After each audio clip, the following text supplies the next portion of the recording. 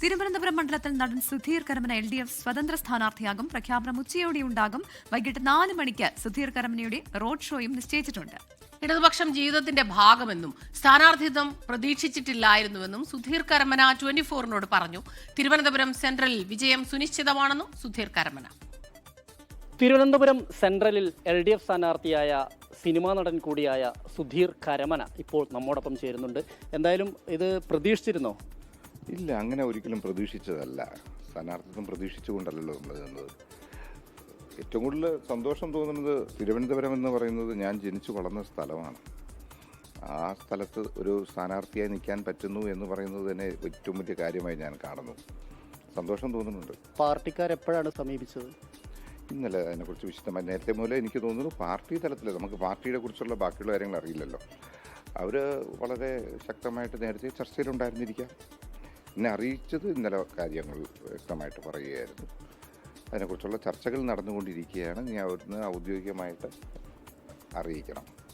അതുപോലെ തന്നെ ഒരു ഇടതുപക്ഷ അനുഭാവിയാണ്. ഇപ്പോൾ 1987 യൂണിവേഴ്സിറ്റി കോളേജിലെ പഴയ SFIക്കാരൻ സ്ഥാനാർത്ഥിയാവുന്നു. അത് ഏതെങ്കിലും ഘട്ടത്തിൽ ആ കാലത്തൊന്നും ഒരു പക്ഷേ ചിന്തിച്ചിട്ടുണ്ടാവില്ലല്ലോ ഇങ്ങനെ? ഇല്ല, ഒരിക്കലും അങ്ങനെ. ഞാൻ പറഞ്ഞില്ലേ, ഒന്നും ജീവിതത്തിൽ ചിന്തിച്ചു കൊണ്ടല്ല പ്രവർത്തിക്കുന്നത്. നമ്മൾ പ്രവർത്തിക്കുന്നു, വരാനുള്ളത് വഴിയിൽ വരുന്നു എന്നേ ഉള്ളൂ. അല്ലാതെ നമ്മൾ ഒരിക്കലും അതിനു വേണ്ടിയിട്ട് ഞാൻ ഒന്നും പ്രവർത്തിച്ചിട്ടോ അങ്ങനെ വേണ്ടിയിട്ടൊന്നും നിന്നിട്ടില്ല. 87 യൂണിവേഴ്സിറ്റി കോളേജിൽ ചേർന്ന അന്നു മുതൽ കലാലയ ജീവിതവും കലാലയ രാഷ്ട്രീയവുമായി ബന്ധപ്പെട്ട് പ്രവർത്തിക്കുകയും സാംസ്കാരിക രംഗങ്ങളിലും സാമൂഹികപരമായ കാര്യങ്ങളിലും അങ്ങേറ്റം താല്പര്യത്തോടെ പ്രവർത്തിക്കുകയും ചെയ്തിട്ടുള്ള ഒരാളാണ്. ഈ അധ്യാപക ജീവിതം, അതിനൊപ്പം തന്നെ കലാജീവിതം, അതിനുശേഷം ഇപ്പോൾ രാഷ്ട്രീയത്തിലേക്കുള്ള ഒരു ചുവടുമാറ്റം, ഇത് എത്രത്തോളം സുധീർ കരമനയുടെ ജീവിതത്തിൽ മാറ്റങ്ങൾ ഉണ്ടാക്കും? ഇതിൽ ഏറ്റവും പ്രധാനമായി എനിക്ക് പറയാനുള്ളത് അധ്യാപക ജീവിതം, കലാജീവിതം, അത് കഴിഞ്ഞ് രാഷ്ട്രീയം ഒരിക്കലും അല്ല.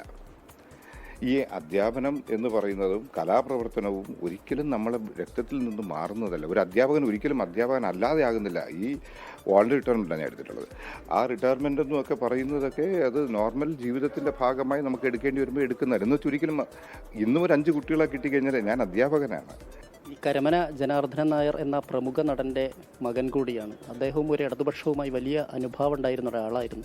ഒരു ഇടതുപക്ഷ കുടുംബം തന്നെയായിരുന്നു അല്ലേ?